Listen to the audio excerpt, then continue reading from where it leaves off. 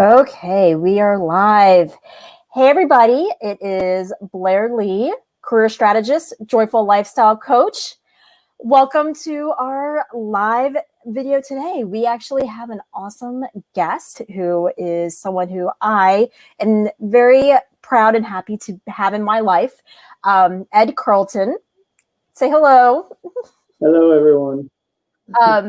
So let me actually just do kind of a formal introduction and then we'll get on into it. I already know just based on our prior conversation before we went live, I think we're going to have a really good conversation. So just to introduce Ed Carlton is better known as Psychic Medium Ed.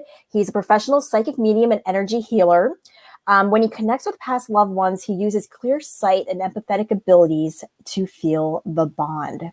He teaches many classes on developing psychic abilities, such as psychic development 1 and 2, mediumship, spiritual energy, chakra systems, just to name a few. And I actually met him in a energy healing class. That's where I first came in contact with Ed. And energy healings are a specialty that Ed loves. He provides group energy meditation healings, sound journeys, private energy healings, and has been approved and now owns a John of God crystal light healing bed. He also has a monthly radio show, Light and Energy with Psychic Medium Ed, that provides information on enlightenment and on-air readings. He's also, but wait, there's more. He's also written an Amazon best-selling book called The Psychic Medium Within, and he's a featured healer at the Alara International Spa.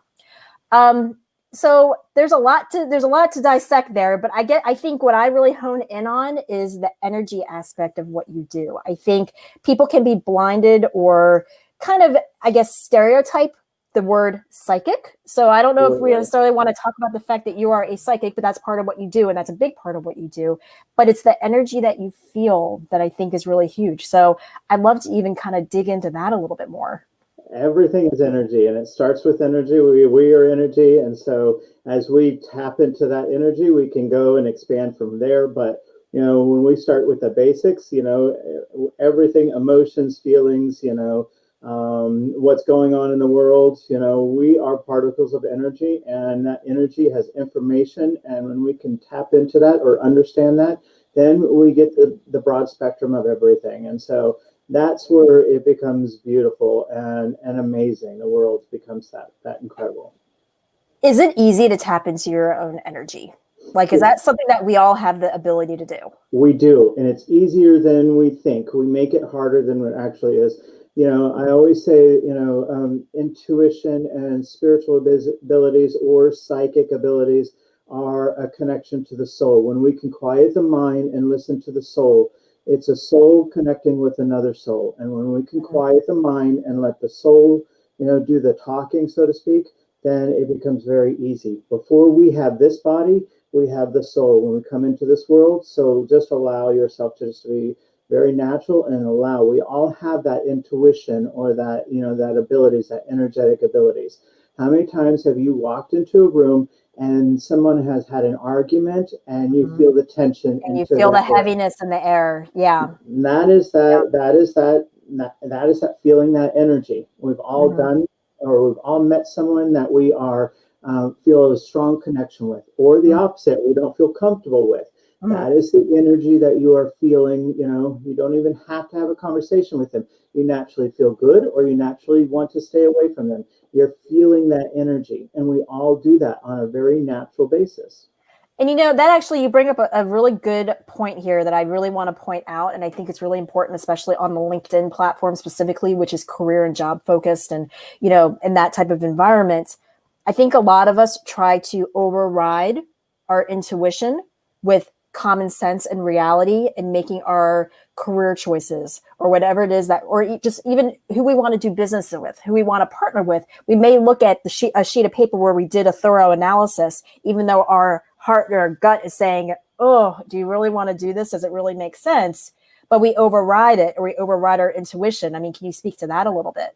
I will tell you, and I talk of what I say a little woo-woo-y is, but common sense is not very common. And let's be realistic and let's be honest and common sense is not very common. Common sense is an old soul trait, is an energetic trait. And so things that come very natural, or that common sense is what we call it, is an energetic feeling or sense. Because if you've ever given interviews, or if you have had a lot of interviews, they are the same questions over and over, maybe, changed a little bit in the wording, but you know exactly what to say or how to say Yeah. it. It's your gut feeling on how someone is saying it, or your gut feeling, and that is your intuition, is that gut feeling, and how you feel, or how they're responding, and their mannerisms and stuff. And this is your intuition that is really guiding you to feel good about this person or not feel good about this person.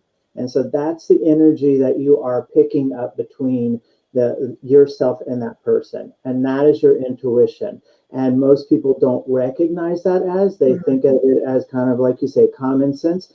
But if you have done 100 interviews, 90 of them have said the exact same thing, and maybe just their own words, but they all know what their best skill set is, and what Right. they need to work on. It's just how you say it, and how they're comfortable, their confidence, and know what they're saying.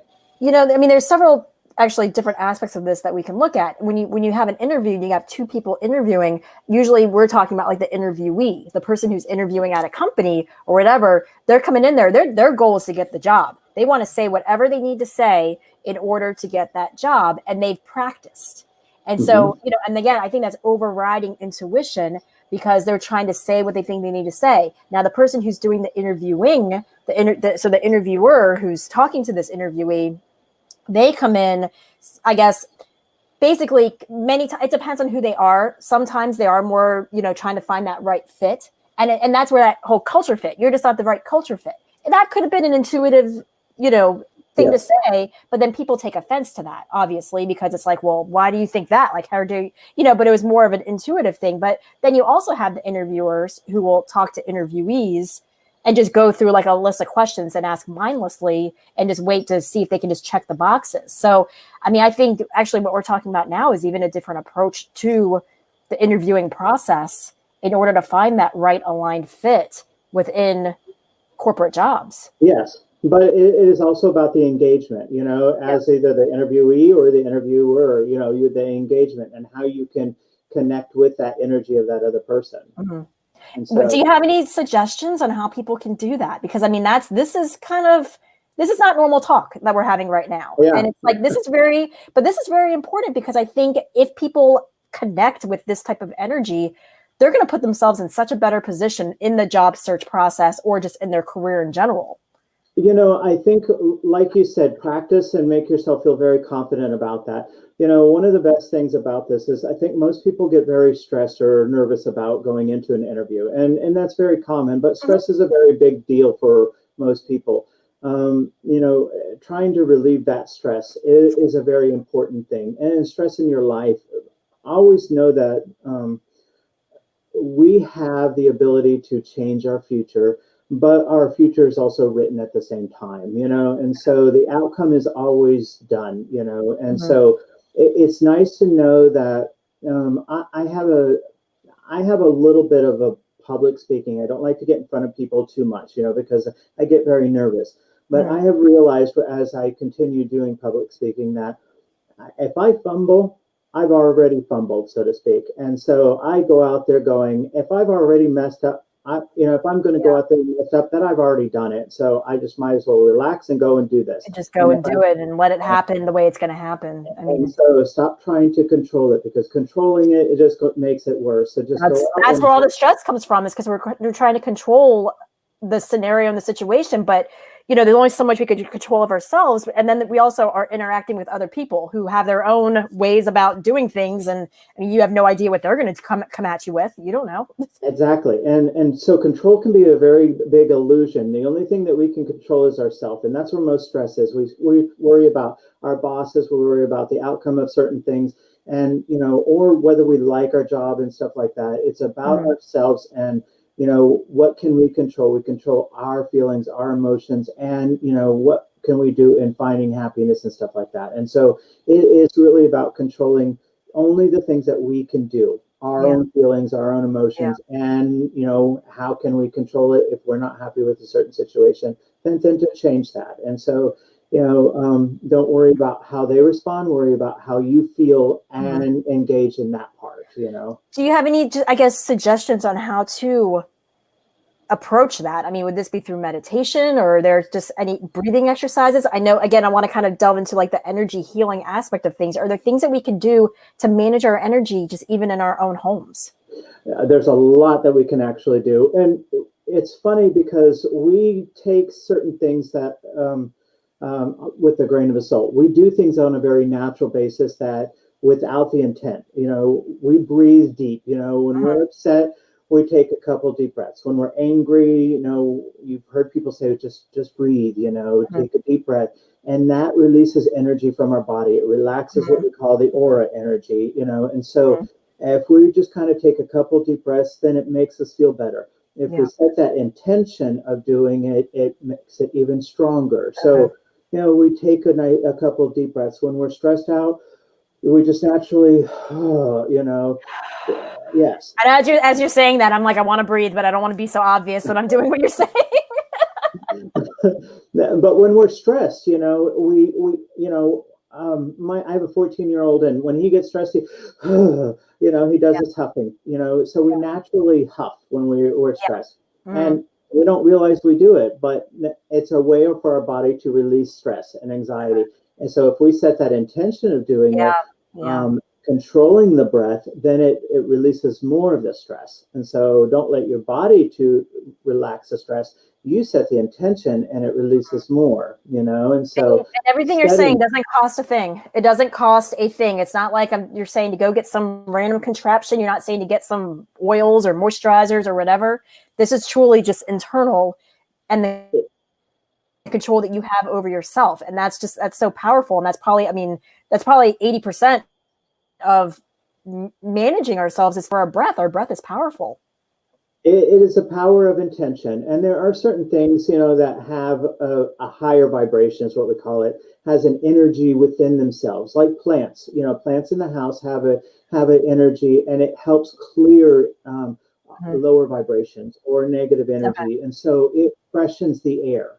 So plants freshen oxygen in the air, and so it keeps the air flowing in the house. And so, or cubbies or cubicles or anything like that. So if you have a cubicle and you're around a lot of people, plants in your cubicle definitely help cycle it. You did mention oils. Aromatherapy has a vibration. So because they're plant-based too. So and so rocks, crystals, stuff like that do have their own vibration, but you don't need to. It is really about the power of intention. But those things do help clear those, so you don't need to buy a bunch of stuff, but it really is about that power of intention and setting your own mind at ease and stuff like that. I always recommend for people who are sensitive to energy or other people's feelings, we call them empaths, to take a nice hot bath or a salt bath, with Epsom salt. Himalayan salt. Yes. Okay. Because that releases energy from our body or our auric field, our energy field. And so that clears.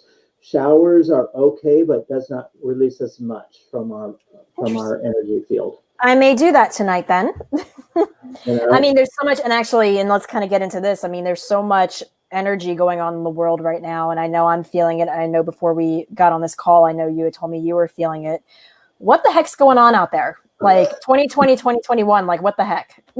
I will tell you, it's been an interesting year, I think, for everybody. And we, spiritually, we do what we call our own work. We all have our own inner demons, so to speak. We all have the things that we have to work on. And if we have been sitting with ourselves and trying to work on ourselves, then 2020 was an okay year, because 2020 has forced us to really hibernate within ourselves. And so we have to find happiness, we have to be happy within ourselves. And so, 2020 has forced us to really sit within ourselves. We can have the best relationship or we can not have a relationship. It doesn't matter. But if you're not happy within yourself, you spend the most time with yourself. It doesn't, and so You can have the best relationship, but your relationship can get very rocky if you are not happy within I would yourself. say you have to like yourself. I mean, you're the one relationship you're going to have your entire life is with yourself. So you might as well like yourself. I mean, it sounds like, yeah. Absolutely. So 2020 has really made people sit with themselves. And so if you have really started to do your own inner work, then 2020 was an okay year. You really kind of adjusted and understood. So, but it has made most people has made us reevaluate what is important in our life, our work, and really kind of knowing who we are and what we want out of life. And so it's made us do a lot of shifting and adjusting. So it's been a very unique year for all of us, and that will continue within this 2021. It's not really changing, and with politics plays a big part of this life and this world, especially the end of 2020. We're seeing a lot of uproar with politics. It doesn't matter if you're Republican or if you're a Democrat. Politics, there's a shift. There is always going to be a winner and a loser. There's always going to be a divide.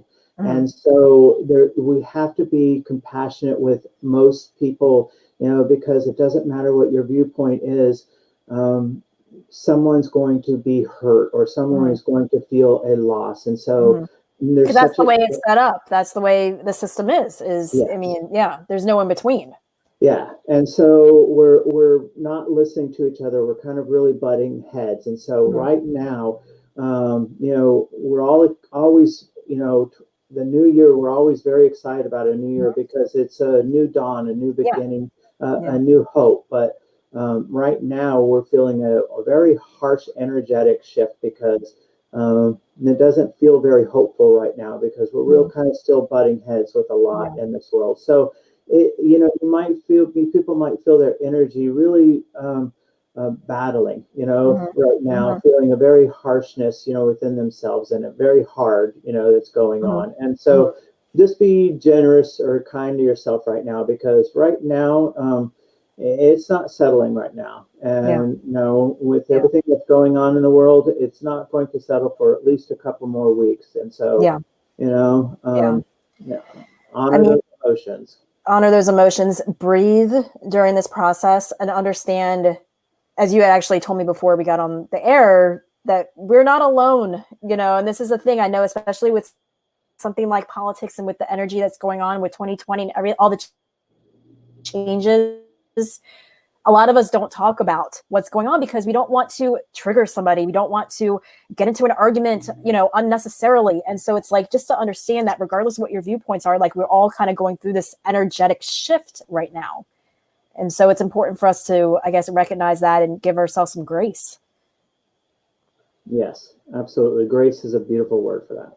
Yeah.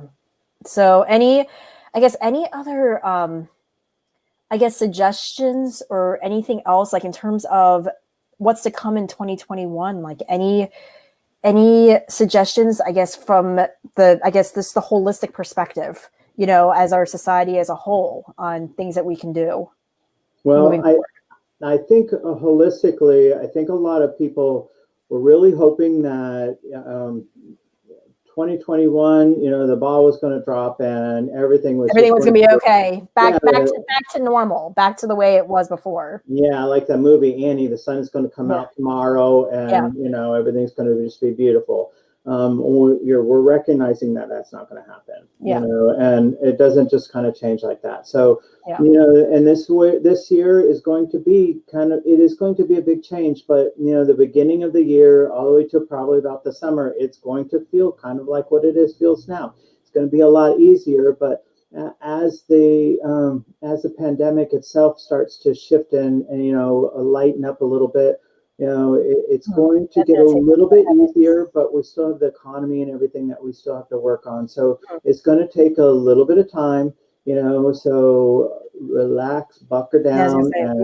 And focus on your breath, and just understand that, again, this is a collective thing. It's not like you're alone. And I think, again, that's what a lot of us start to feel like. We feel like we're the one, because, as you know, just individually, I know it may manifest, these feelings and this energy may manifest in different ways for each person. Whereas like, I know for me personally, it's like, oh, my business, oh, you know, whatever it is. And someone else may be like, oh, my health or whatever it may be. And so like it resonates in each of us in different ways, but it's all that's energy. Yes, and the most important thing is now take it as what I say is a blessing. Look on the bright side and say, okay, what's important to me now? What is coming up that I need to feel like I'm not comfortable with? And reevaluate your life. You know, if you're not happy with your job, you know, then you don't have to quit your job tomorrow, but take the steps to move forward to your happiness. Take the steps and say, okay, now I realize that this may not be my dream job. Now, what can I do to start moving towards the job that I want? And now, do I need to look for a career coach, or do I need to look for, you know, schooling, or, you know, what do I want to make myself happy? Do I need to feel like I need to help other people? Yeah. And so what are my values? What are my values? Yeah. And that's really at the core of what I teach. So, I mean, it's really important. And I think now with all this uncertainty, it's really a great time to really just go back and reevaluate. No one's saying that you need to up and quit your job or anything like that, especially given the uncertainty. That would honestly be a silly thing to do. But I mean, it's a great time to reevaluate. And it's important because we think that happiness comes to us, and it does.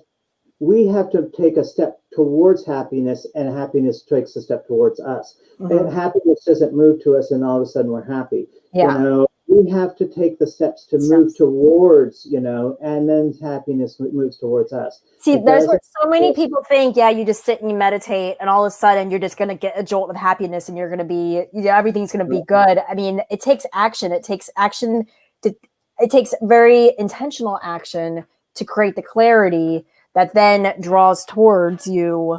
Yep. What is it in science? Action creates reaction. You know, and so it creates, and as we continue to move towards it, you find out one day, gosh, my life is different. Gosh, I am much happier. Yeah. You know, it's not. You don't see it. It's in the little steps that happens. It's not like, again, people think they're just going to snap their fingers. I mean, it happens that way sometimes, but not, you know, not that often. Yes. I know before we got on the call, you were actually talking about, and I wanted to kind of delve into this a little bit during the conversation today about people's perceptions of their jobs and the happiness that it will bring them. Can you speak to that a little bit and kind of your opinion or your observation of that? You know, what makes them happy in their job? Yeah, like what makes them happy in their life, like people looking to their jobs for happiness. You know, it's interesting because we have a tendency in this world to think of ourselves as our job. Our identity is so caught up in our job. We are who we are, what we do, and that is the opposite of what we are supposed to be, you know. And so you have to look at your sole purpose, you know, and your sole purpose is not necessarily your job. Your sole purpose should be part of your job. Of your job. I was going to say, you should, if once you hone in on your purpose, to be able to align that with your job, that will then help you kind of draw the goodness that you're looking for. But it's not your job. Exactly. So I'm going to use myself as an example. You know, my sole purpose is the want or desire to help people. You know, and that is a sole purpose. What is my purpose? I like helping people. I have a desire or a need to want to make this world better or help people. And that is, and now how do I define this? You know, and that becomes a job or a purpose, you know. And so I could have been a doctor or, you know, but there are many ways. I mean, you could be in corporate America in a management role where you mentor others in the process, as long as you're aligned and understand that what you value is helping people and providing that value, you're able to do it in typical corporate America as well. Yes. And then you take what I call your human traits, and how does that work? You know, okay, I'm not very organized, so corporate America would not work very well for me. You know? But I am. Let's be real. But I do like to inspire people. So, you know, mentorship would be very good in this way. And so that's kind of where I chose, you know, what works best for me. And so that's when it becomes a purpose or a mission, you know, or a career path. And so that's what you really kind of find is your sole purpose, and then you work from there. Yeah. Yeah. So how, and I guess, and as we're kind of getting close to wrapping this up, I'm just actually curious. Normally I start off the conversation with this, but I wanted to jump right on in today. But what's been your path? I mean, were you this spiritual gangsta your whole life? Like, would you identify at the age of 10 that you were, No, actually, no, not at all. I'm very analytical in my head, which is very interesting because I was very corporate America. I worked Mhm. for an airline, a major airline, and so if you would have asked me in my 20s or even my early 30s if I believed in this stuff Yeah, or would yeah, have, thought I would do this for a living, I would have been like, no, I don't think so. yeah. So I had what we call a spiritual awakening in my early 30s, and this is Mhm. where my life just completely shifted and changed, and so, but I was very analytical, and so when I teach my own, students or mentors, I create a very scientific or logical way of going down this path because I think Mhm. spirituality, we have to understand it logically also, and spiritually. So it has to Mhm. kind of make sense in both directions.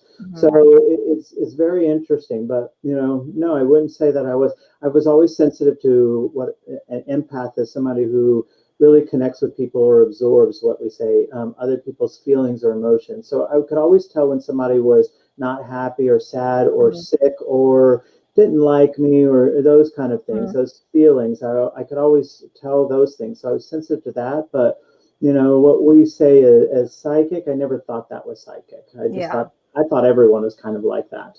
Yeah, and you You didn't know, understand until your 30s, like that you were different. But different. really, as we talked about at the beginning of the broadcast, we all have intuitive abilities. Like none of us Yes. are cut off from that No, gift. I just say it's a muscle. Everything is a muscle, and some people have to go to the gym to Mhm. get big, and some people, are just naturally big, and Yeah, so, yeah. but we can all exercise and develop it even more. Okay, interesting. Well, So, given all that, let's talk a little bit more about, I guess, how people can reach out to you if they want to talk to you for whatever reason. I created a little graphic if you want to even talk through some of this a little bit. You know, absolutely. So initially, my website is right up there, Psychic Medium Ed, and it has all the information about me. And I have a couple of team members that work with me, and it gives a little bit of bio and how to schedule appointments. And it and you gives do Zoom calls as well, so you could do distance conversations as well. You don't need to be here in the Charlotte area. absolutely, and it talks about events on my website. I have, like you said, the radio show and certain events in the area or on the internet, and then of course my Facebook and Instagram, and also there's a link to purchase the book on Amazon. So most of the stuff is right on. I try to make it accessible as possible On your website, on the you can find the website. link to your book. Yes. Okay, and I'll also put this graphic in the comments section, so if anybody wants to look at that. And are you doing actually in-person energy healings right now? Yes, I am. Oh, you are. Okay. Yeah, because of this pandemic or this situation, I've limited my in-person readings and healings to once or twice a week. Most of Mhm. it is done virtually, Mhm. Zoom, phone, or FaceTime. But I do have an office in the Charlotte area, And and you can actually link it. actually, and let's delve into this just real fast because this is something that kind of took my mind a lot to wrap around. Is that you can access people and their energy through the phone. And it's just as effective. And I think most people are stunned by this. It's just as Yeah. effective because they say time and illusion is, or time and space is an illusion. And I use the example. Think of the person that you love the most, Mhm. and they're probably not in the room with you right now. Do you love them any less that they're not in the room? Mhm. And we work with what I call love energy. And so energy is, you always feel, you always love, you always know, if there's something wrong with them, so energy doesn't lie. And so you Like can you'd always, feel like I know something's wrong with my sibling or whatever. I yep, just feel that there's something I need to call them because I have this feeling. yes. Yeah. And so it's very easy to access that, and it's just as easy, if not, easier, via Zoom, phone. Mhm. You know? Do you think that being on Zoom or phone, it actually cuts off some of the, I guess, when you're in person, are there kind of blocks or things like that, like things that make things uncomfortable for people? I think it's a personal choice. I think a lot of some people like to do the in person because they are, you know, they like, you know, that interaction. Mhm. So, you know, I don't want to dismiss that, you know. Yeah. So I think people like that personal interaction, so that's why they like the, you know, one-on-one. But I also like that, you know, if you do Zoom and there's always what I say, a healthy skepticism, you know, and so you can hide a lot more of your mannerisms and your features, and so I can't read your body language and everything as well when you are virtually, Mhm. and so I think it is more interesting, you know, because so if you want a what I say a very clear reading, you know, virtually is much better because you know, I can't read your body language, let's Yeah. be honest. And Yeah. so you're Yeah. getting a full energy healing, you know, you're That's getting true, a actually, full, you because know, yeah, I mean, all of us have that ability to read other people's body language. I mean, yeah, it's our best interest actually to pay attention to that, as we discussed earlier in the interview interaction. But yeah, from your perspective, if we want to test you and your yeah. ability to be able to work with us, So, you yeah, know, it's full energy. And so, you know, so some people like it this way because, you know, you're getting the full energy and not mhm, the body language or anything like that. yeah, So, you know, very cool. I think it's just kind of a personal choice, you know, and especially right now, a lot of people are just very comfortable with just doing Yeah. virtual, And I you think know. that's a shift that's happened in recently. Yeah. So that's okay. Well, it's been a pleasure. Actually, we have one little comment here. I'm just going to throw up there. This was so fun. Thank you so much for the information. So thank you, Krista, for your comments. Thank Um, you, Krista. yeah. So I think we're pretty much, I think we've covered all the topics today. So it's been a pleasure chatting with you, Ed. And I'm going to put, again, I'll put this, let me just show it just real fast. This is the way to reach out to Ed. I will put this graphic in the comment section. So if you all want to reach out to him, here you go. If you have any questions, you know, let me know, of course. And Ed, it's been a pleasure. I hope you have a fantastic day. Thank you. Thank you, Okay. everyone, for tuning in. Thank you, Thank Glenn. you. Mhm.